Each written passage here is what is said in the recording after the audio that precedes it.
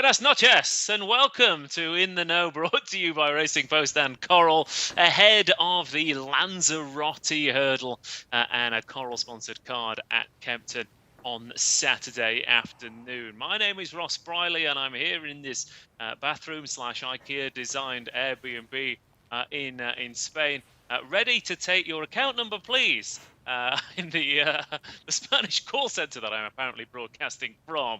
But it's good to be back for 2024, and we are ready and raring to go after a long old Christmas of racing and a pretty bleak first 2 weeks of the year as well. Next week looks pretty chilly indeed as well in the UK, but we should get stuck in and involved and enjoy every moment of Kempton and Warwick tomorrow as well. So we'll be looking at that in just a second. But like I said, I've achieved a lifetime ambition of escaping the UK for January. Didn't quite make it to Lanzarote, but not too far away.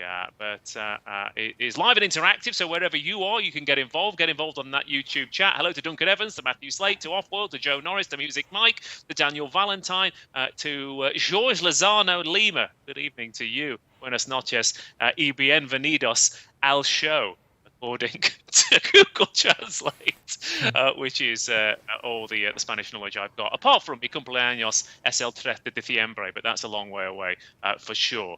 Hello to Tom Leach and Jamie Kimmy as well, but mainly hello to our panel. And in my absence, we have to have two people in the studio in order to keep the lights heating on and make it worthwhile. And I think they're going to need the heating by the sounds of things as well, but I wouldn't know. It's lovely and warm over in Spain. But Paul Kealy and Simon Clare are in the studio, so let's go live to London. Oh, it feels like Eurovision, this. I'm enjoying this. How are you doing, guys? Look at that, Keels. How are you, mate? Yeah, all very good, mate. I'm very envious of you over in Spain. I mean, if I'd have realised it was only €7.5 a night, I might have come with you. That room can't have been much more than that, can it? It is. Every single thing in this entire Airbnb has been bought from IKEA about 10 minutes before we got here, I think. So it's. Brilliant. But yeah, it's. I mean, mate, we've got a spare room. You can come and sleep in this very room. This is the spare room. You're more than welcome, mate. Just jump on a Ryanair flight. Yeah, about 19 quid or something as well, isn't it? That's about all, isn't it? Costs you more. Absolutely. It costs you more to come down on the train from Leeds, doesn't it? It not only does it cost me more to come down on the train, it actually takes longer to get there from Leeds. So yeah, you're more than welcome. You're more than welcome. And Simon, are you well?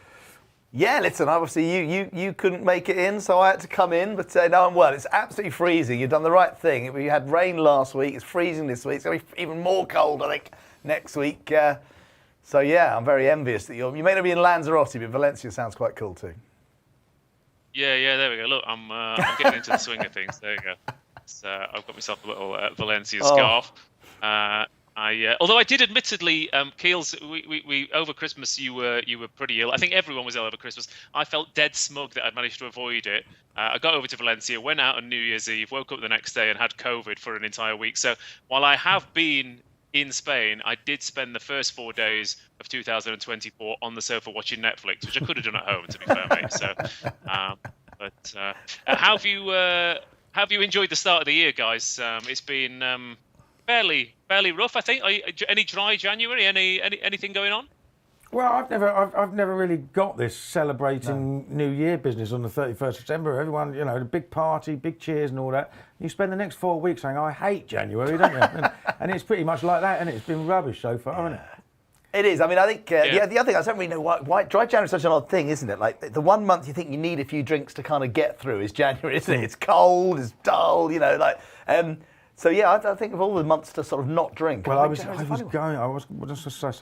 going to do dry January and was all set to drive to Kempton tomorrow, but Mrs. K's decided she wants the car, so now I'm going to get the train, and there's no chance now. Well, better drink. Yeah. You enjoy yourselves. So let's. Who else can we find on Skype? He's not left the UK for January. He's not left that room for 3 years. It is, of course, Tom Segal. How you doing, my good man? Very good, thanks. Dry January, February, March, May, June, July, August, September, October, November, and December. Yeah, are you a teetotal Tom Segal? Basically, yeah, very seldom. Lots of champagne when Clare to the races, but from that, no. All right, okay. Can anyone else? Can anyone else No, understand what Tom never just got said? Then? any of No, that. Okay, just checking. I think he was suggesting yeah. that yes, only whenever I buy him champagne. I did see him at Newbury actually in the Royal Box a few weeks ago, and yeah, I think he was really sure he had a pint of lager in his hand that day. That was Channel Hurdle Day, I think it was. No. What last champagne? Was that it? Okay, was it champagne? Okay. Yeah. Okay. All right. Again, I'm not. I mean, I don't want to get into the tech problems with you, Tom, but we're going to struggle. I have no idea what you've said. It's you've gone on Norman Collier again, unfortunately. But I don't want to ask you to play around with your settings because I'm afraid you'll smash your laptop to pieces, unfortunately. But anyway, let us know what you fancy on the chat tonight. Hello to everyone, like I said, who's already involved. And what have we got here? Jim Stanton says it looks like I'm broadcasting from an asylum, which yes, it does a little bit. Yeah. What's the weird window behind you? That's the thing. He is in the right place. Is that the bathroom or something? What's over your right shoulder, Ross? No, that's a mirror. That's just a. Oh. Look, I'm sure that this Airbnb is absolutely beautiful in the summer where you can come back and it's lovely and cold, but it does have the air of an asylum or a murder room, but that's fine. It's absolutely fine. But anyway, we're going to get stuck into Kempton. We're going to get stuck into Warwick. Like I said, next week looks pretty chilly, so this might be the last of the good racing we get. So we'll get stuck into that in just a second. But first, a little bit of an advert to warm us up, and then we'll start off with the first at Kempton.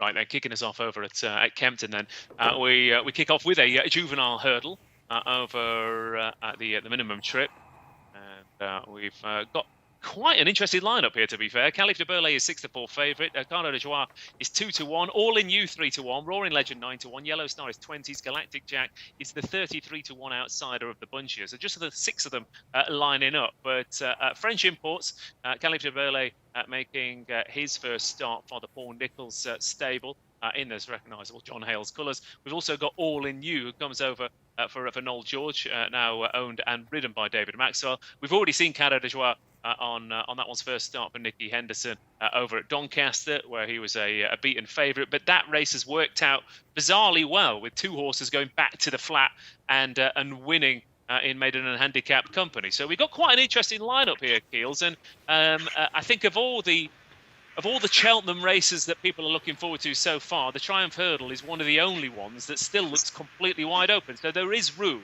for a UK challenger to throw down a bit of a gauntlet for juvenile glory in March with this race. And the 2 French imports obviously going to be top of people's lists. What did you make of this one? First of all, I won't hear a defeat for Burnett Road in the Triumph Hurdle, and secondly, you can have 1,000 with me that any of these line up in it. I have a feeling it's going to be an bang average race. They priced, if either of the 2 French imports have priced around Cadeau de Joie, I think that tells you how poor the form is, because we know that he's not all that good. I don't care about horses going back on the flat. I do care about the fact that he got beat by Whispering Royal. He was tailed off in the Chatteris Fen this afternoon. So I think that form is rubbish, and if they're not a lot better than him and he's second favourite, they are both giving him £8. I'd be interested in taking them on. I'm going to take a chance. I do notice that the horse I was interested in is literally shortened 7 points with Coral and I haven't had a bean on. Roaring Legend. I mean, Ollie Murphy went to 90 grand for this, 90,000 guineas, 80 rated flat horse, semi-progressive as he was going, pretty consistent, and take a chance. You know, it's guesswork. We don't know how strong the form is, but Caliph de Burley, the 3rd and 4th in the race he won, have been tailed off ever since. All in You, that form's nothing special either. From my reading of it. So take a chance on something else, that's what I'd say. Yeah, Roaring Legend. Yeah, like you said, Ollie Murphy's in good nick as well. And I mean, an 80-plus rated flat horse, like you said, it was double-figure odds when I was looking at the race earlier on today, 16, 18 to 1, and is now into to nines. I thought the David Maxwell owned and ridden horse, Tom, was interesting, All in You, by the same sire as a Spirit Danu for Gary Moore, who's a very, very progressive hurdler indeed. And yeah, I thought he was a little bit interesting, and I think changed the connections, and he might have been a little bit shorter. Which one did we talk about there, Ross? I'm in and out of here. I can't really hear you that well. But did you say the David Maxwell That's horse? Right. Yeah. David Maxwell, All in You, Tom. Yeah. All in You. Yeah, I only heard half of Keel's, but sort of agree with him. It's just a bit of guesswork, isn't it, with the French ones? I do know that they really like Paul Nichols's horse, Caliph du Burlet. I think the reading I was getting, or the word I was given, was that if they've got a Triumph Hurdle horse, it will be him. But the form in France isn't brilliant. I don't know. I mean, it's a guessing game for me. It's about 1 billion to 1. It's more likely me coming out to Valencia than having a bet in that race, and that's 1 billion to 1. Fair enough, mate. Well, let's see if Simon Clare can entice anyone in with anything in this opening Juvenile hurdle. Yeah, look, I mean, I'm hoping it's a better race than Paul Keels thinks it is. It's a new race. Barney Clifford's obviously played around with the card, actually, because obviously we've got the main race, the Silviniaco, Conti and the Lanzarote, but the first two races are new. And actually, the fact that you've got a couple of interesting French imports is encouraging. I mean, and obviously all in you, Noel George and Amanda Zetterholm, who are over at Kempton on Boxing Day and had a great day with Ile Francais, and hopefully be back in 11 months' time for a tilt at the King George. It'd be good to see. Obviously, good that they're having a run over here again. So I'm hopeful. They're both won their race in France, coming over here, hopefully with the Triumph Hurdle in mind if they were to win this. So, but Roaring Legend is interesting. He's only been out the frame once in 10 starts on the flat, and that was in the Coral Handicap at Goodwood. Get in a Coral mention early. But he's very consistent. In fact, he won at his last 2 rounds are at Pontefract, a really stiff uphill finish. He's a tough horse, isn't he, Roaring Legend? And he has been really well backed. So maybe that's the value play. But no, I'm hopeful this will be a good race. Yeah, could be less a Triumph trial, more an Adonis trial potentially, Simon. It's not a bad little yes setup potentially for that. It is. I mean, just a bit of background for this meeting. We picked up the Lanzarote meeting and the Coral Trophy meeting at the end of February 2 years ago. So it's the third year of our sponsorship, and actually we raised the values. We partnered with the Jockey Club to actually really try and reinvigorate both races, both the old Racing Post Chase, which is the Coral Trophy in February, and the Coral Lanzarote, by turning it into a 100 grand race. And I think it's worked. We'll come to the Lanzarote later, but actually the whole card tomorrow at Kempton, I think is really interesting. The Silviniaco Conti is a cracker, but I do think this is a good. It was a fillies Juvenile Hurdle last year, didn't really work. I think just having it as an open Juvenile Hurdle is a good thing. So hopefully it'll go well. I might as well just chuck in quickly, I forgot to mention, in our excitement of being in the studio, the 2 price specials, which obviously last for an hour, to just shout them out now. Phlegmatic, the Dan Skelton horse in the 130. We're going 100 to 30 for the hour. It's from a price of 5 to 2. That's again a £20 maximum bet. And Impostoir, the current favourite for the Lanzarote Hurdle, is 130 in the main book. We're going 9 to 2 till the end of the programme. So those are the 2 price boosts for In the Know. But in this particular race, I think as a value play, Roaring Legend does look interesting. But I think it's a watching race to some extent. But hopefully, he'll throw up a good horse. Okay, muchas gracias, Senor Simon Clare. The 12.55 then at Kempton is our next race. We've got a Novices Hurdle over 2 miles again, a fairly tricky one to decipher, but it could throw up a couple of interesting horses. Gentle Slopes is 6 to 4, Goodwin is 9 to 4, Junkanoo is 11 to 4, and then 12 to 1, and bigger the rest. Goodwin and Junkanoo have already met this season. They met last time out at Plumpton, where Goodwin ground out the success from the front. Junkanoo travelling well in behind, but not quite going by the Chris Gordon runner. But Gentle Slopes is the fly in the ointment. Was with Milton Harris, 377 days off the track. Good bumper form, beaten at short prices over hurdles. Last time we saw it back in December and January of 22 and 23. But it was also gone to Nicky Henderson and James Bowen booked. But no spring chicken at the age of 7, Gentle Slopes. And I thought Goodwin last time out, Tom, was pretty impressive. I like a Chris Gordon horse. They like to aim them at Kempton as well. He's got Orcan Risk later on. And is there a potential that because Goodwin has to give the other 2 weight, again, the market's saying, well, they might well beat him, but I thought he might jump out in front and be hard to pass again. Yeah, you might be right from Valencia there, Ross. I don't really know, truth be told. I thought Goodwin and Junkanoo, there was nothing much between them. Gentle Slopes is obviously the switch from Milton Harris, Nicky Henderson. He was quite a good bumper horse, wasn't he? I think he'll probably win. Nicky Henderson has a very good record in Kempton novice hurdles, hasn't he? Newbury, Kempton, those sort of races, he tends to win them, especially ones without a superstar. I don't think there's a superstar in here. I think Goodwin and Junkanoo are okay, but I don't think they're brilliant. I think Gentle Slopes will win, if truth be told. Okay, fair enough. Keels, what did you make of this? Well, it's one of those. I mean, short and sharp and sweet. Yeah, one of those. Milton Harris actually thought Gentle Slopes was potentially a superstar, didn't he? And it didn't go well. He should have shown more in his 2 hurdle starts than he did, given what he did in bumpers. But I'm still not 100% sure about him, to be honest. I think he might be a bit. He might not be straightforward. And like you, I was pretty impressed with Goodwin. He went away again after the last, despite pretty much going through it. And I thought it was a good enough effort. I don't think Junkanoo will ever beat him. He's got Freddie Gordon taking £5 off this time, so he's, the actual weight to carry, he's going to be a couple of pounds better off with that one. I think he'll be a better horse when he goes up in trip for sure. But yeah, I think if he pops out in front, he might be hard to pass.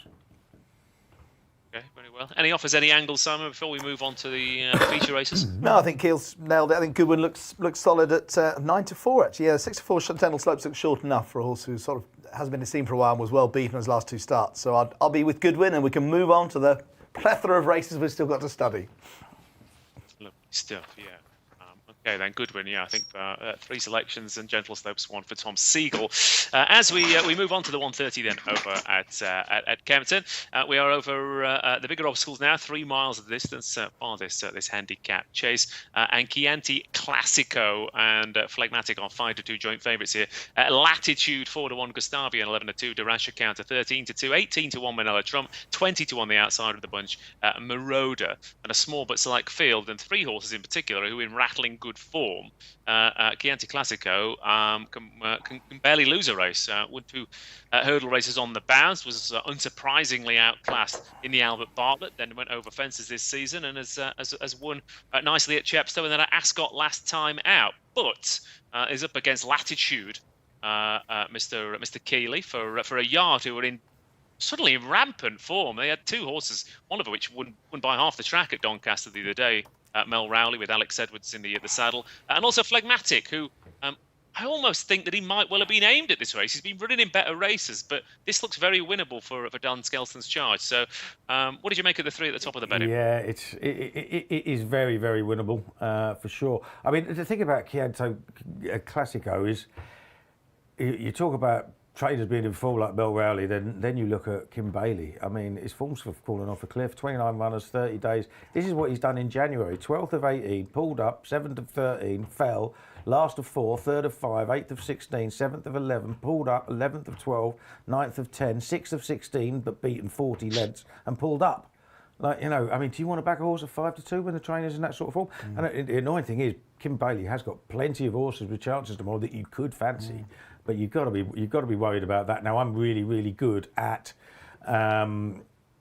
telling people not to back horses when trainers are out of form, and they come straight back to form when I say it. So bear that in mind. But I mean, Phlegmatic should have won the Coral Trophy last year at Kempton. It's one of those he could do with them going really fast because he likes a strong pace and to come through it. And what happened was they went really, really fast, and the pace collapsed in front of him, and he hit the front too soon, and he just got out battled by our power.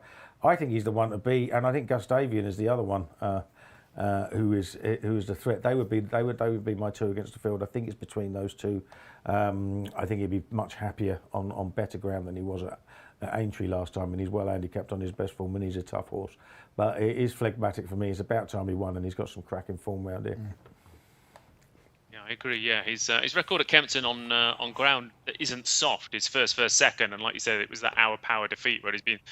Where he was beaten, where he probably should have won as well. So conditions look absolutely ideal. And in theory, Tom, it should be run at a fairly decent lick. I mean, Latitude, Gustavian, Durasha Counter, they all like to set it up from the front.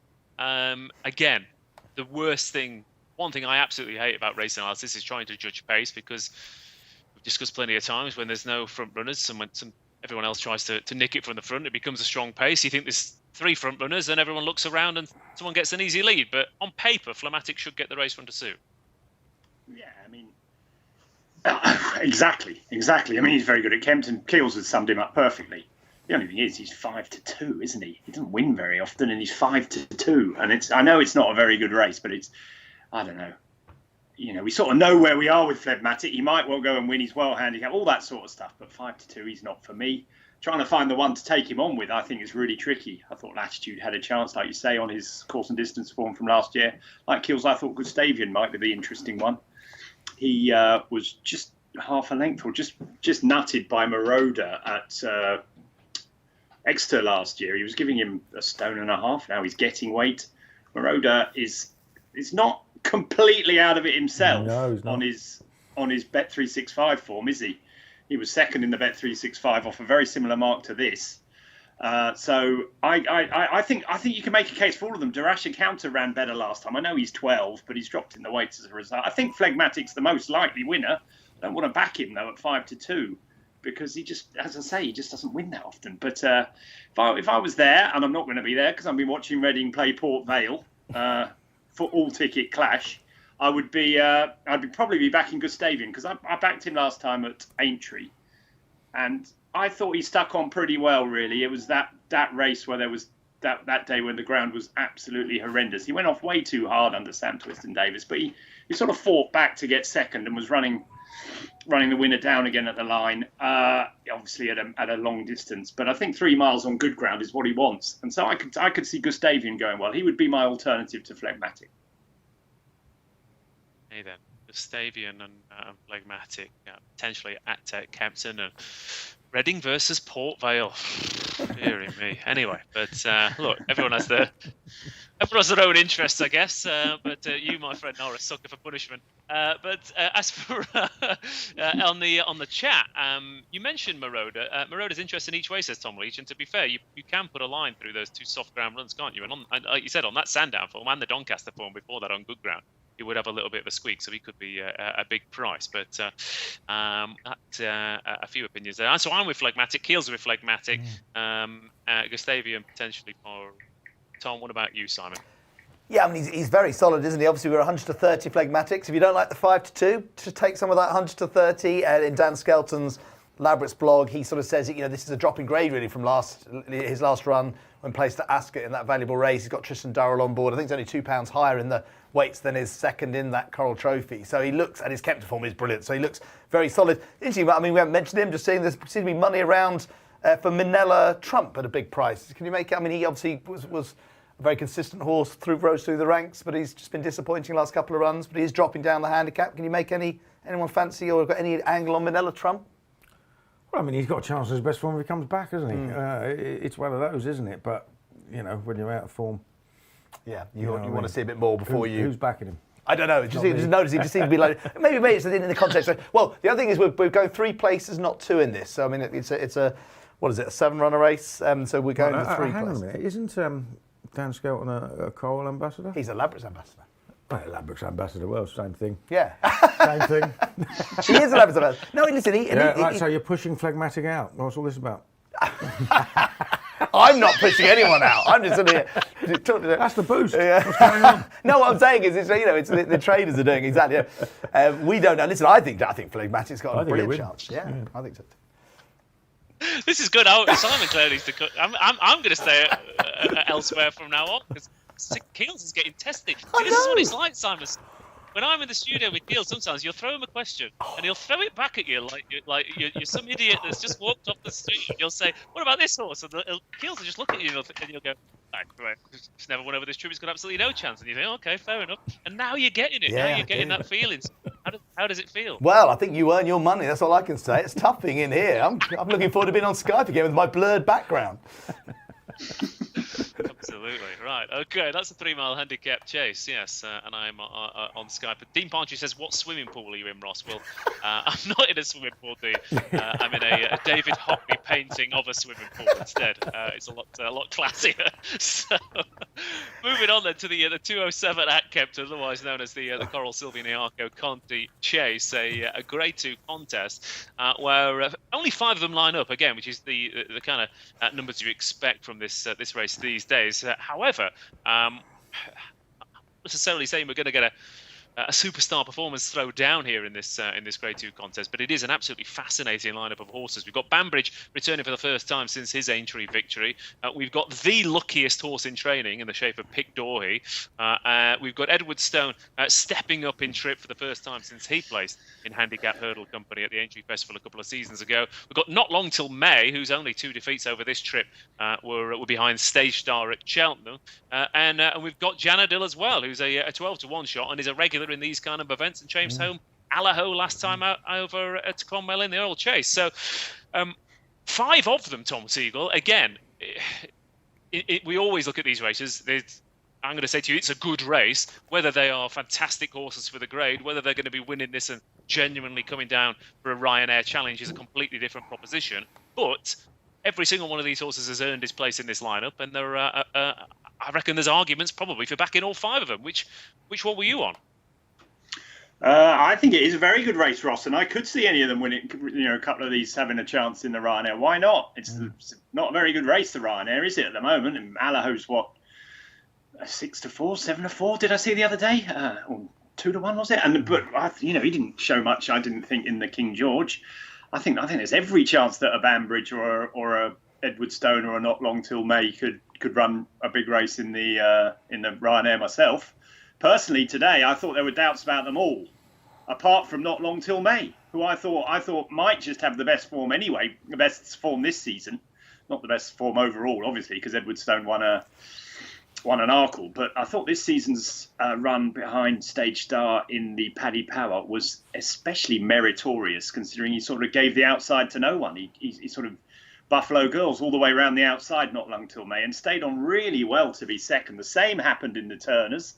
I appreciate it was behind him, some really good horses. At the time, I thought the Turners was a terrible race. Now I think it was a really good race. Maybe one of the better novice chases at the festival last year. And so I thought he'd go really well tomorrow. I think he likes going right-handed. I think there's doubts about Banbridge because we haven't seen him. Pic D'Orhy obviously has very good Kempton form. I didn't think he was at his best on his comeback. I'd like to see Edward Stone finish a race, really. What I mean by that is like really hit the line like he used to. I haven't really seen that in him recently. And Janadil he's a dodgy jumper at the best of times, I think. He was terrible in the Ryanair last year. He sort of took every fence back with him. Now, all of them have a chance on their best form. I just think the one with there's 2. Pic D'Orhy really hasn't got any question marks because we know he loves Kempton. We know this will be in the target. But I thought Not Long Till May was underestimated. I think she was trained by Henderson or Nichols, she'd be nearly favourite. I think he has got at least as good, a form as any of those over. Banbridge was good at entry, but I think the ground's going to be softer than they say tomorrow. I'd be worried about him first time out. I thought Not Long Till May was the bet for me there, Ross, without a doubt. Yeah, given this horse absolutely dotted up twice at Musselburgh as well, I almost think that this flatter track would suit him. And I guess I thought he ran an absolute blind over 2 miles as well. He just didn't have the gears to go with Dancing on My Own. But yeah, I'm struggling to see why he is such a big price. I guess to be fair to him, Keels, you could say he's overpriced, but Banbridge is a genuine Grade 1 winner. Edward Stone, as we've seen, has been chasing home John Bonn, and it might well be that he finds this a hell of a lot easier. And Pic D'Orhy, yes, he gets handed a race every now and then, but he certainly takes it by the scruff of the neck. So, on the one hand, Not Long Till May is overpriced. On the other hand, the other 3 are firm favourites as well. But who did you think would be suited by the conditions? Yeah, I found it very hard. I agree with Tom about the ground. Just a little bit worried about if it's softer than they're saying for Banbridge. I'm a massive fan of Banbridge, but we are looking at a horse who's favourite despite actually being the lowest rated horse in the field. He's the one with upside, isn't he? Because he's only 8, hasn't had that many chances. And that Grade 1 he won at Aintree wasn't all that. I still fear him because I'm a big fan of him. Pic D'Orhy's 2 from 2 at Kempton. Not Long Till May. I've backed him on both his starts this season. I can definitely see him running well. But then I just have a look back at Edwardstone, and he's been beaten 2 3/4 lengths by John Bond last time, over 2 miles. When he looks like he wants to go up in trip, he's by Cave Tara out of a mare who's half sister to a 2 mile 6 furlong winner. He should be running over at 3 miles really, but all of his life he was keen, but he's not like that now. 2 3/4 lengths by John Bond. John Bond will be freeze on to win this. He's 11-4. I think that's pretty fair, you know. He won once round. He did unseat here last year, but he has won once very easily round here at 2 mile as well. So I'll take a chance on the step up in trip. Edwardstone just showing he's still got a bit left. Ross, I should point out strange, as well. isn't it? Sorry, can I point out as well that he also not long until May's getting weight off all of them, isn't he? He gets £6 off the top 3 and 3 off Banbridge. That puts him with on all ratings. Yeah, that gives him a great chance. Yeah, absolutely does. Yeah. Yeah, I'm slightly concerned again. Yard haven't had a particularly good season. David Noonan in the saddle for the first time. Again, nothing against Connections negatively, but more positively for the other Connections. I mean, it's a big race at a big track, and you're up against some of the best yards and jockeys around. And I do think when there's fine margins like this, it does take it would take a really, really good ride to get on Not Long Till May first time out and boot it home to beat the others. But yeah, I kind of went into this race thinking I was comfortably in the camp of Not Long Till May. I've almost talked myself out of it and back into it again. Keels, why do you think Edwardstone has been running consistently over 2 miles? Because he, like I said, he ran on to finish third behind Tronador over hurdles over 2.5, and like you said, he has just lacked that extra bit of class against the 2 miles. I think he was is it always just because he's not been over fences very much? I think he always used to be keen very early in his career as well. They stayed at it because he was good at it, wasn't he? I mean, let's face it, he won an Arkle, and if they go fast at 2 miles, he was pretty good at it. But he's probably lost that yard of pace that he had, so it's definitely worth trying. And again, that John Bond run, I think that's easily the best form in the race. I know he's given £6 and Not Long Till May, but I think he's, if he does stay, and I think he does, I don't think there's a problem with that, then I think he's very much the one to beat and should be fav. Okay. 2 10-year-olds have won this race in the past 10 years, Captain Chris and Master Tommy Tucker. So he was an Arkle winner, Captain Chris. He was, yeah. Yeah. And Boulder Success. King George. Yeah, Boulder Successful in this as well. He was a decent 2 mile for Island King and stepped up in trip as well. So it's plenty of horses can do it. Simon Clare, at the Silviniaco Conti chase. Any extra offers or angles for you? And like I said, any of them can win it. Which one is the most likely for you? Yeah, I mean, we've got an in the special. An Irish trained horse to win is 2-1 from 13-8. Obviously, Banbridge is 9-4. Janadil 12-1. So effectively, it's just taking a slightly shorter price than 9-4 Banbridge. You get Janadil chucked in. Janadil's interesting actually. You can look back down through his RPRs.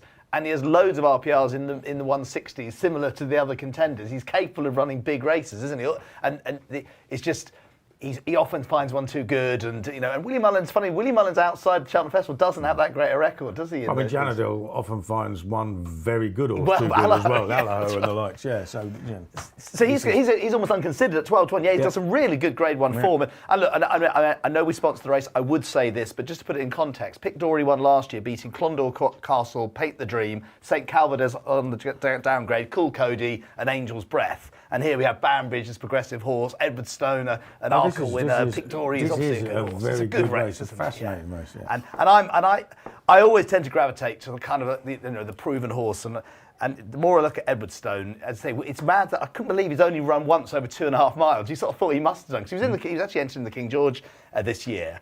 And he looks a horse who actually should be very capable of going up in trip. And finally he's doing it at 10. And he is the class act, isn't he? I mean, for all, Pic D'Orhy won a weaker Silviniaco Conti last year. He's a lovely, consistent horse. Banbridge is still on ratings. He's got to, you think he's going to step up, but he's still got to do it. So I think Edwardstone's a cracking price at 11-4, must be. He's the one for me. At the age of 10, maybe he's just missed the boat, because we all have callings in life, don't we? And sometimes it doesn't quite work out. Maybe Edwardstone was always a 2.5, 3 miler. Maybe I'll one day get to present children's television, but I doubt it. We're talking call-ins, and we're talking like he's had a good career. He's won an Arkle. He's been second. he's a blimmin' good horse at 2 miles. Yeah. Let's not. I know. But he might have been even better at 3. I know. Well, But that's the thing, yeah, he could have been even better at 3. Who knows? But the Silviniaco Conti chase, much better this year. That's for sure. A few people, how can you back Pic d'Or here after last time out, where he was very laboured in a race that he should have won easily? I mean, still won by 16 lengths, to be fair to me, but he seems to very rarely run a pole. So they've all got a chance. And Janadil, like I said, Fairy House on his penultimate start was miles clear at the when falling at the last over 2.5 miles, and is a 160 horse on his day as well. In fact, the favourite, Banbridge, is officially the worst horse in this race on rating. So fascinating clash there. In this Grade 2 contest. Moving on to the 2:42 at Kempton, 2 miles and 5 furlongs, the distance for the feature race of the day. Of course, the Coral Lanzarote Hurdle. More money in the pot over the last few years, and more runners in the race. That's for sure. 19 of them lining up, and plenty bringing red hot handicap hurdle form into the mix, including Impostoir, who's at the top of the betting at 130. Probably should have won at Ascot last time out, but did absolutely muller the final 2 hurdles, and inexperience clearly cost this horse the win last time out. But it's 130 Impostoir. Nemean Lion is 5-1. Senagino is 6-1. King Alexander 8-1. Moth Hill is 12-1. Good Luck Charm 14s with Mark of Gold. Samuel Spade at 16s and bigger the rest. Poor Kealy, a big field handicap hurdle for you. This is your bread and butter. 19 runners though. I do feel there's a bit of a sort of a class angle. If you cut the runners in half, the bottom half of the runners are in here for a bit of prize money potentially. You do have some potentially class angles at the top though, which kind of gets me excited about the race. I like it when you've got the big field, you've got the extra places, but I think half of them aren't necessarily good enough to win it. Would you agree with me on that, or do you think it is? Well, I'm fairly blinkered to it because I was really impressed with Sonagino at Aintree. He's got 12 stone here, but he lugged 12 stone on bottomless ground that they were worried about then, and he turned into the straight like he just joined in compared to the others, and he found probably as much as he ever has done in a race. And I think he's just one of these horses that is growing up, and I could see him becoming a graded performer, and he's only running off a mark of 143. So I think there's a bit more to come from him. He travelled beautifully through that race. Paul Nicholls has won this with a couple of good horses before, including Safir Duveau, who was second in the Stayers Hurdle the following year. I don't know what the plans are for Sonagino. I half expected him to get a speculative entry in that, but he didn't. But even so, he's been quite weak in the betting. I can't quite understand that. I can understand Impostoir being fairly strong because going back up to 2.5 mile, 2 mile 5 may well help him. I just worry a little bit about that form of that Ascot race because I think the third is an absolute mudlark, and it was quick ground there and he was pretty close up. So I just wonder whether that form was all it's made out to be. So that would bother me. So it is Sonagino for me. I really fancy him. If there is a couple down the bottom that are interesting, Wonderwall is a very, very talented horse and has now moved to Peter Blow from Richard Spencer. He clearly hates fences. He wasn't beaten that far in the Champion Bumper a few years ago and looked really promising over hurdles. He's only off a mark of 128. But the other one is up for Parole, who's actually been running the race twice, been 6th and 3rd, and is £3 lower than last year when he was 3rd. And he's a 20-to-1 shot, I think, with Corals, and I think that's quite a big price. He seems to another one who's been on the drift. I'm not quite sure I'd be as big as 20s. I do. I mean, I do agree with you because Sonagino is the one at the top of my list as well. I initially sat down at this race and thought, okay, this is open, and then I looked and Sonagino's got 2 massive figures over the distance. I watched that replay back like you last time out. He's a great big horse, Keels, and I just got the feeling.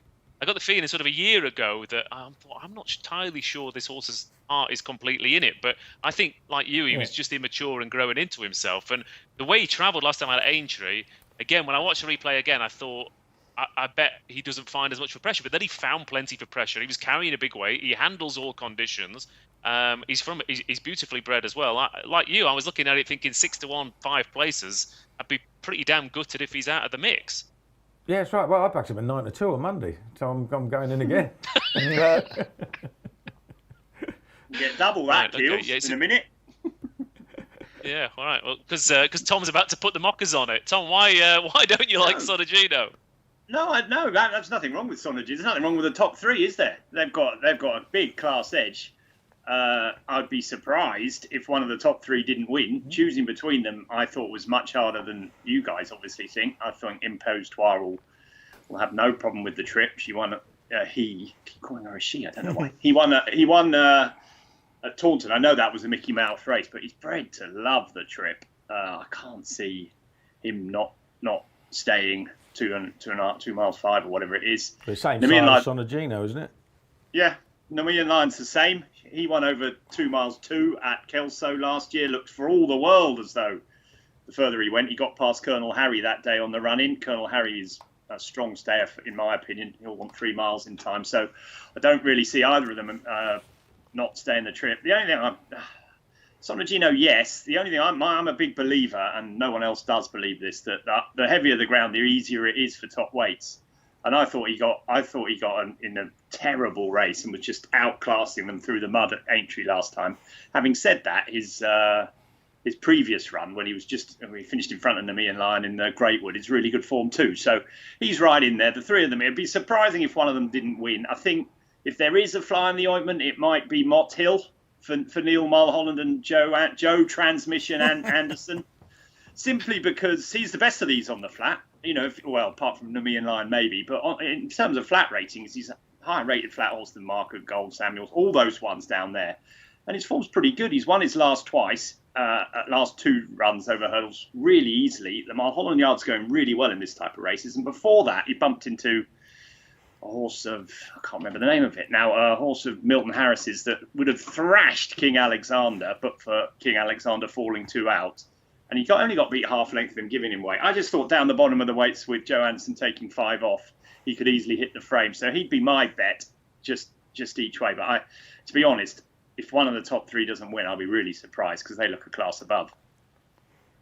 Yeah, Mullinary was the Milton Harris horse that was thrown in ahead of King Alexander. But King Alexander's a little bit interesting, mainly because I looked and saw Tom Cannon booked, and I remember him riding Cragney, I think it was a few seasons ago for Nicky Henderson.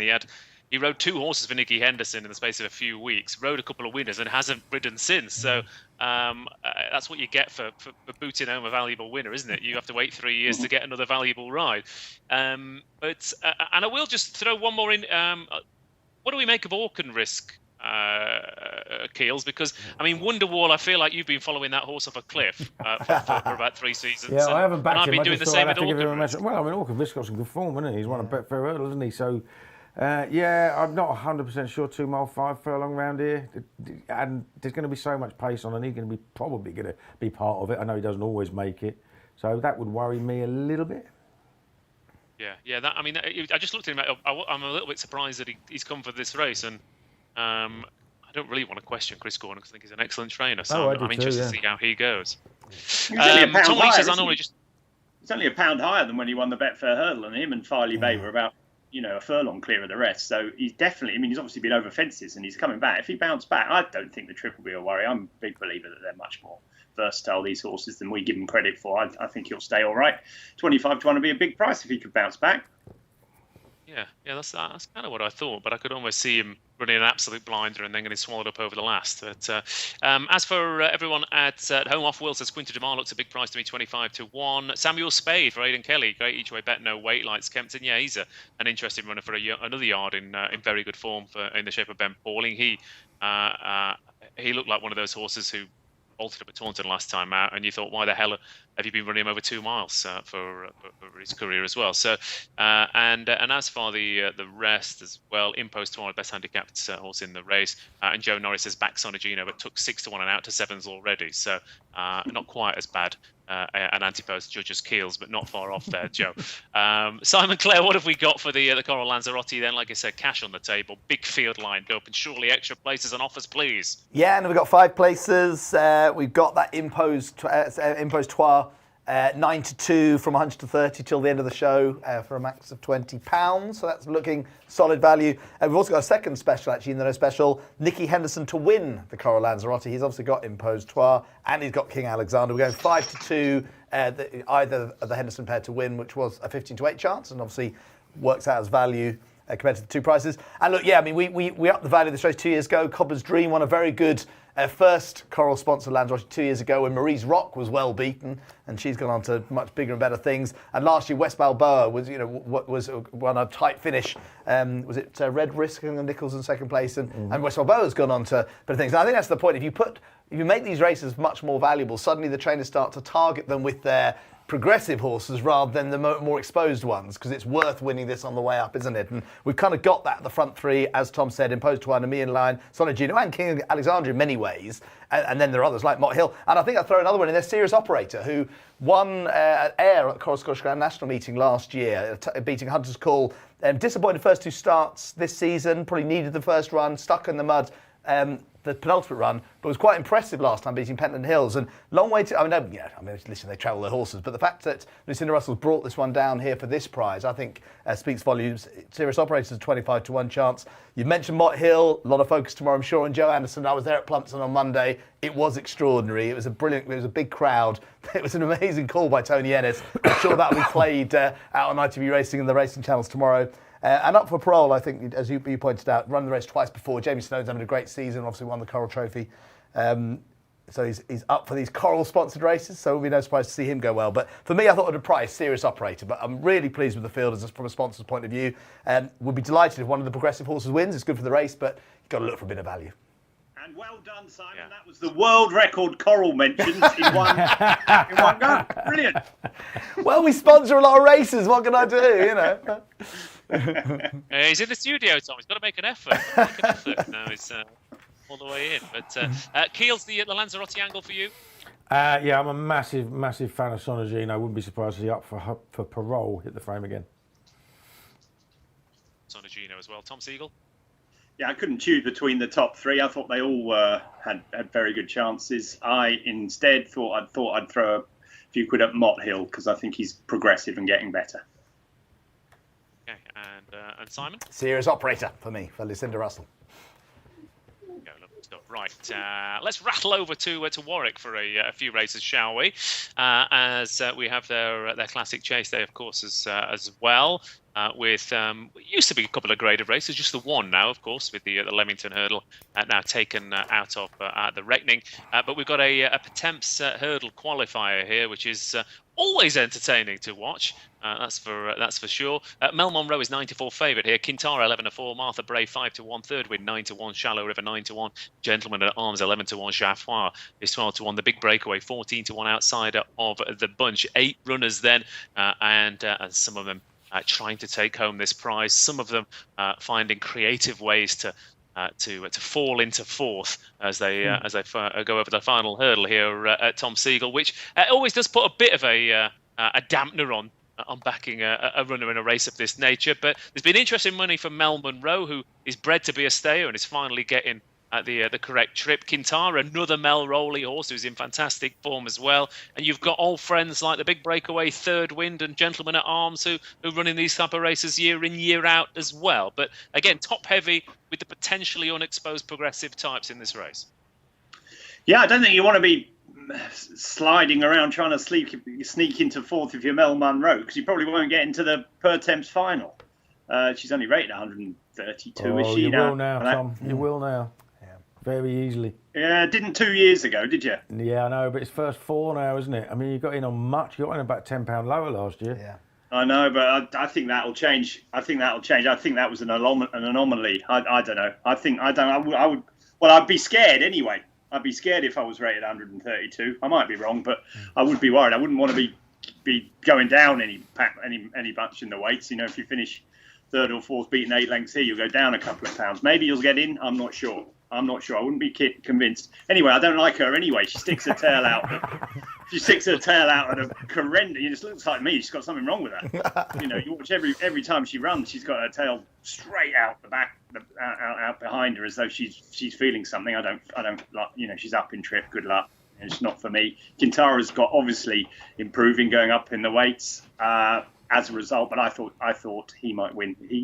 I thought Mel Rowley's horse would win this because I think she's a strong stayer, and I had my doubts about a few of the others in the race. Okay. I thought Gentleman at Arms was a little bit interesting. One of those horses that I think, he's an each-way price, Keels, but is a bit of a head case and either gets into a rhythm and absolutely bosses the race, or chucks the toys out of the pram and drops out the back of the telly. He's a loolie, isn't he? I mean, I'm like Tom. I think Quintara will win, but I was going to suggest him as the interesting one as well. He's absolute loon, but he was second to Staghorner in the Leamington. He was a good fourth here over hurdles as well to regarding Ruth, I think it was, on good ground. I think he likes soft ground. All depends on what mood he's in, really, doesn't it? But he's got 2 good runs at Warwick over hurdles to his name. A shocker over fences, but he's only small and, off the flat, and he just didn't like it. I actually backed him that day. I was really embarrassed by how badly he ran. And, he can throw in a stinky through in an absolutely appalling run last time, but he does like Warwick. So, yes, I very much see him running well, but I was pretty impressed with Quintara. And Mel Rowley's in absolutely blinded form as well, isn't she? So yeah, Quintara, I think, is the one to beat. I was quite surprised when you said Mel Monroe was favourite. That caught me off guard. Don't think that will be the case tomorrow. Yeah, I was going to say, Simon, has there been money for Mel Monroe, or are you just taking a strong view? Because a few other bookmakers are significantly bigger about Mel Monroe. Are you swerving the Elliott runner?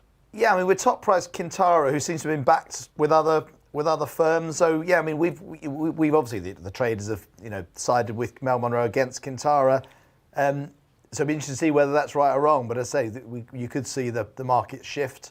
Quintara is definitely the one that looks to be best back to this point, but obviously it's the evening before, so we'll see how the money plays through tomorrow. You got special in the know Mel Monroe or Quintara to win, so you can have them both wrapped up in 11 to 10 from 4 to 5. So if you can't pick between the front two, obviously the big breakaway. Quite keen to see some sort of return to form. Really disappointing after that second in last year's Welsh National. He's kind of really lost his form because he's a horse I really like, lovely big staying chaser, but he was very moody at Chepstow last time, so that's a watching brief for him. Martha Bray, the Dan Skelton, just pointing out in his blog, she's got no pretensions to be a Pertemps horse in his view, so she's definitely just running to try and win a valuable prize, and he thinks she was going to go really well. She was quite impressive winning at Kempton last time out, so she'd probably be for me.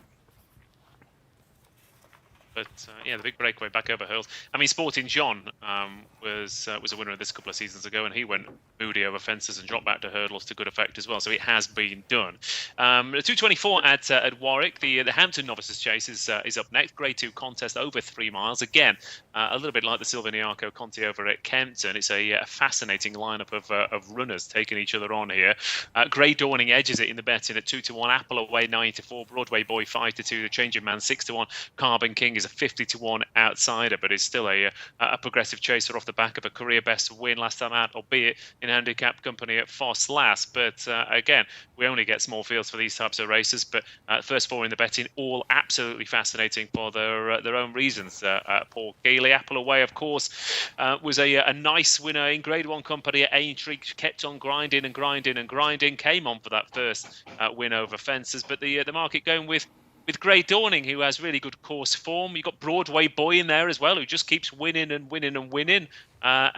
he's another one who you can't quite get to the bottom of how good he is as well. And, of course, the Tizard runner in the shape of the Changing Man, which I'm sure Simon Clare will give a thumbs up to in just a second. But what was the angle for you in the Hampton? Yeah, I found it very tough, to be honest. I mean, Broadway Boy probably wouldn't have won last time if Melina Girl had stood up because she was running all over the field. He's got all the penalties, isn't he? He's given plenty of weight away and had a tough race. Grey Dawning had a tough race. I thought he might well have won at Cheltenham last time. Jumping is the name of the game, of course, but he looked really good when he won the time before, and Apple Away was miles behind him that day. She has won a 3-runner race at Leicester, but how much did she really achieve there? Not 100% certain. I just about favour Grey Dawning. It's not a race I'm going to bet in, though. I'll have to say that it wouldn't surprise me if any of them won, any of those 3 won. Tom, Broadway Boy for me is one of those horses I've just warmed to every time I see him. He threw in a couple of stinkers last time out at Cheltenham, and I know he only beat 300 through 5, who I think plenty of people come on and say, does he really want to win a race? And beating him might not be the most rock solid of form lines, but he just keeps doing it. The only horse to have beaten him over fences is Flora Porter, who we know, even though he was beaten at Leopardstown, is a genuine Grade 1 horse. Is he fighter too because of the way the weights are framed here, or what is it? I really like him. Yeah, I mean, it's because he's got to give nearly a stone to Apple Away, hasn't he? it's a tough task for him. I thought, it's amazing how the narrative is written by the winners, isn't it? Because I think if Melina Girl had stood up, no one would be talking about him as a Cheltenham possible. I think she would have beaten him 10 lengths, and then people will be saying, oh, he's only a handicapper at heart. Now all of a sudden he's going to win the boat race, the RSA, the whatever they're called, all these races, whatever they're called now. People think he's a second coming. Look, he's a good horse, and he's a very strong stayer, and he jumps nicely. He's got a lot going for him. I think the track will suit him. I think that's his opportunity to win this race is by jumping out front on a track that will suit his style. Other than that, if this was anywhere else, I'd be dead against him. But I do think he has a chance of winning around here because Grey Dawning made mistakes. Apple Away was only a 3-runner race last time. All week, I was expecting to be tipping the Changing Man because I thought he was going as well as Stay Away Faye. I thought he was jumping brilliantly, and he made a silly mistake at Sandown in that race with Stay Away Faye and Giovinco. The only thing is, I think he's just a bad price. I was expecting him to be double the price he is now. I think everyone else probably thinks the same. And 6-1 against those three that have actually done it and win races when he doesn't win that many races or hasn't won races recently put me off him a bit. I actually think Apple Away will win because I think she jumped really well last time. And I think she'll leave that form miles behind from Haydock. I think she's potentially a better bet for the, I can't remember, it used to be Brown the RSA. Advisory. Brown Advisory. I think she's potentially a Brown Advisory horse myself. The Russells are the best in the country, in my opinion, with staying chasers. Them and Paul Nicholls. No one else wins the races they do. So I'd be very keen on Apple away from Warwick. I'm slightly worried that the fences will get in her way a bit here, but I still think she's won a Grade 1, and I think she's going to go a long way over fences. I really like her. Okay, Simon Clare, Grade 2 action here at Warwick. Yeah, listen, I mean, when Stay Away Faye beat the Changing Man and Grey Dawning, I thought then those three were really good staying chasers. And since then, you've had Apple Away into the mix, winning last time after being beaten by Grey Dawning. Ginny's Destiny obviously beat Grey Dawning. I'd like to think we've got some really good staying novice chasers, or else they're all around the same level. But I think they're good horses, these. Broadway Boy, I mean, he was a novice winning a handicap against seasoned handicappers in 300 through 5, Protectorat, like a Gold Cup placed horse. I thought it was a really good performance. Even if Melina's Girl had beaten him, that would have been a meritorious run. It reminded me of a horse that Nudge Tristan Davies trained, Young Hustler. Do you remember Young Hustler? Yeah, who won handicaps. 17th start of the RSA. Well, I didn't realise that. So he won a handicap at Cheltenham and Wincanto en route to winning the RSA Chase. But he ran 13 times before Cheltenham. He ran his first start season in September. The 14th start was winning the now Brown Advisory at Cheltenham, and then went on a run at Aintree as well. I mean, God, if only we could have horses having campaigns like that. But I thought it was just interesting that, I thought winning a handicap, he has got to give the weight away. He is the highest rated as a result. But I think it's a really good race. The Changing Man, obviously, the Tizzards are hoping that he's going to run back to that second against Stay Away Faye, and he might be a bit of value. But I'm also a big fan of Grey Dawn. I think he's a lovely horse. I mean, he's good-looking grey. Won on Boxing Day last year over hurdles. Would have won, I think, last time. And Warwick's, a track that Dan Skelton does well at. But so I'd probably be in the Grey Dawning camp, but I think it's a great race, and I really like this staying division of the English horses. Absolutely love this joke. Yeah, I'm going with Broadway Boy. Well, I'm not. This is going to sound ridiculous, and I don't. He reminds me a bit of Allaho in the sense that I always got the feeling Allaho was a season. He was running in races a season earlier than he probably should have been, and I feel a bit that way about Broadway Boy. He's beating horses up when he's a 5 and 6 year old in those staying chases, and I think actually there might be a bit more to come from him. So I quite like him, but he might just. I might be wrong. Who knows? It's happened before. Once, I think. But 2 more races to come then at Warwick. 3 o'clock contest, 3 miles and 5 furlongs the distance for the Classic Chase. Melina Girl, the aforementioned, is 4-1. Guetapan at Collonges is 7-1 with Gallia de Lito, 17-2 Beauport, 9-1 Major Dundee, and 9-1 Fontaine Collonges, 10-1 and bigger the rest. And over to you for this, Paul Kealy. I mean, if Broadway Boys won the previous race, Melina Girl might go off 2-1 favourite for this Classic Chase. But it is, of course, a 3 mile 5 furlong chase. But this is Warwick, so you want to be prominent, you want to be a good jumper, you want to be a decent traveller as well. It's a staying chase for horses with gears, if you know what I mean. Yeah, that worries me a little bit. I have a feeling those 5 fences down the back might just catch her out a little bit, coming a bit too quickly because she is a stayer. And Yeah, she's short enough for me now. I mean, I do like her. I think if she takes her to the track, she's very much the one to beat. But for me, she's short enough now. You can see the case for last year's fourth, Guetapin Collonges, but I prefer big sister Fontaine Collonges, who I had a good bet on when she jumped the first fence like it was the Puissance at Sandown and threw the jockey out the saddle, and then backed the runner-up when she won by 14 lengths next time at Wetherby. She is very, very unexposed at marathon trips because she wasn't right when she ran at Haydock in the Grand National Trial last year. And I think that it's just simply a case of going wrong at the time. But she's come back after wind surgery. I think she's guaranteed to stay. Her brother definitely does.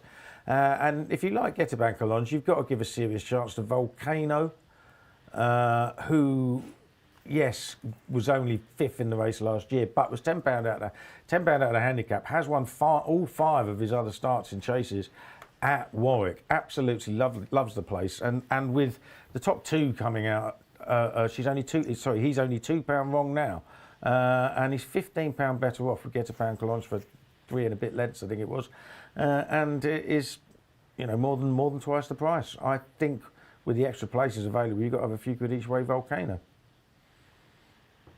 For Kealy then. Mr. Tom Segal, what do you like in the Classic Chase? Well, I like Melina Girl, without a shadow of a doubt. I think she's a different class to these. I think she's a totally different horse this year to how she was last year. I think she's proper good now. I think she could be a Grand National contender without any shadow of a doubt. I think this is a weak race. I think normally they are better. Beauport was second, was he, at Sandown in the London National, and he's nearly top weight in this. To Trucker's Lodge, who was lapped in the Welsh National. I just don't think this is a very good race at all, and I think she has potential to be very good. So I can't bet in the race without her. I think she's different class to these, but there is the doubts about the track. I don't see jumping being an issue. I think she's an absolutely brilliant jumper. I don't know. She just overjumped the other day. She was going so well. She literally just overjumped. I think she's got plenty of pace because that was over 3 miles won, and I think she would have been in front well before the 3 miles mark in my opinion. I just think she's only 7. I just think she's completely transformed herself into a really top handicapper. So I think she'll probably win. You can definitely make a case for Fontaine Collonges.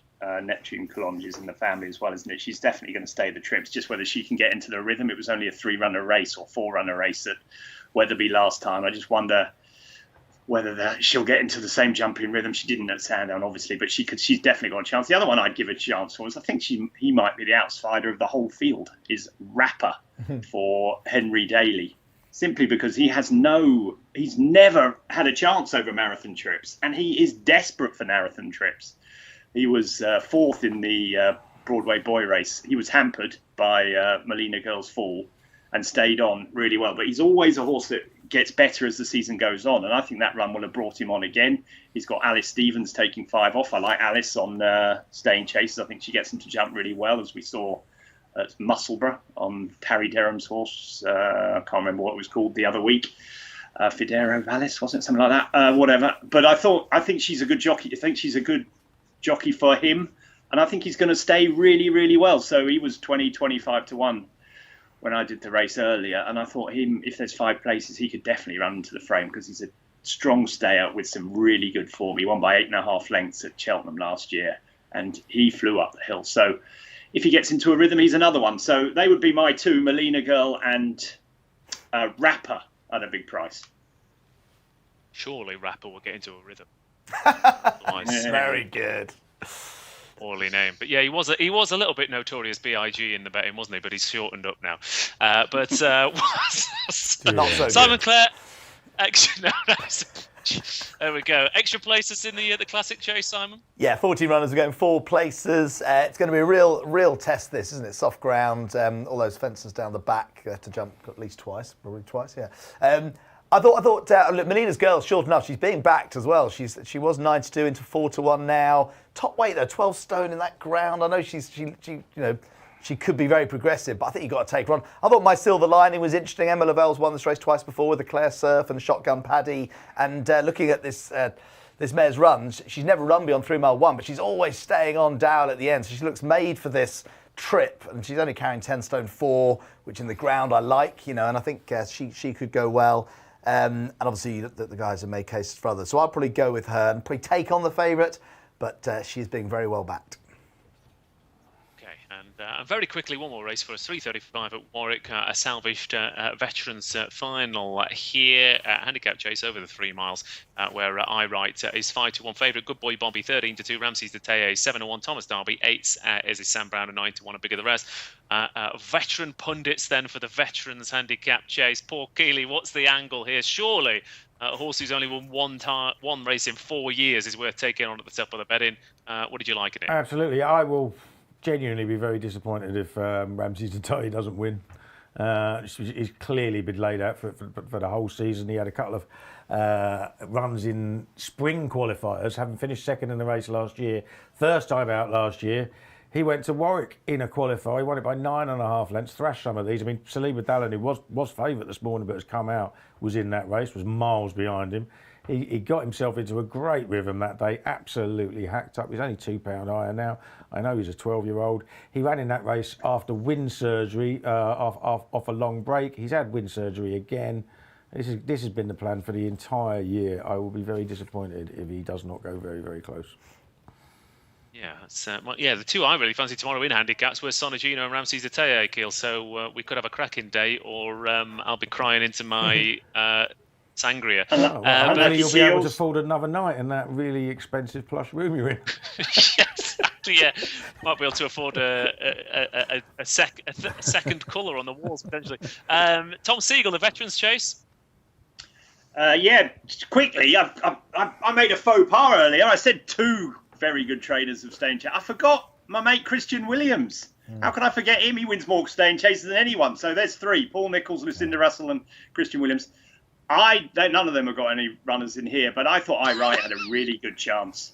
I in this. I think he found the race last time coming too soon.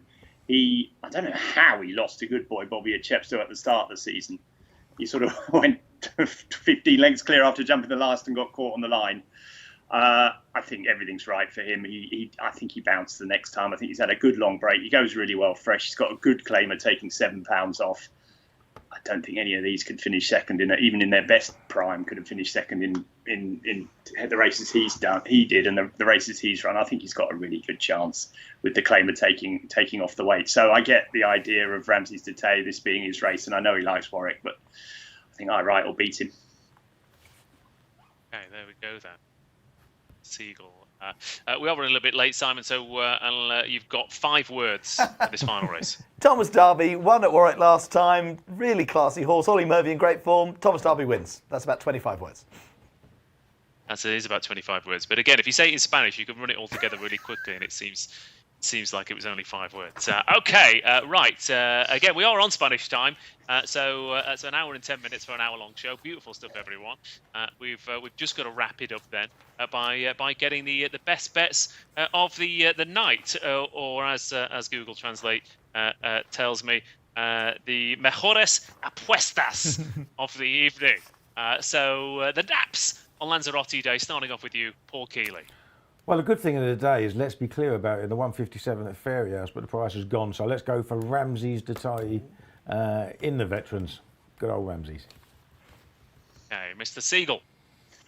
I will go for Molina. Definitely Molina. I backed her for the Grand National, and I think she'll win this. I think she's far too good for them. Okay, stuff. Simon Clare, what about you? Coral Silviniaco, Conti, Edwardstone, the class act. Thank you very much. And I'll go for Sonagino to win the Lanzarote then, shall we? But lovely stuff. Thanks, everyone. Thanks for joining us. Sorry I couldn't be there, Keels. I'm not sorry. It's going to be 20 degrees next week. I'm absolutely thrilled to bits. I'm still here. So, but we'll be back for Trials Day. I mean, the bad news is for you is I've broken your chair.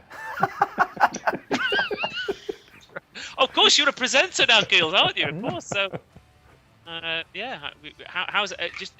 Are you late career shift before we go? Mate, I can't even bring myself to look at the camera that's right next to the monitor that I'm staring at now. I'm terrible at it.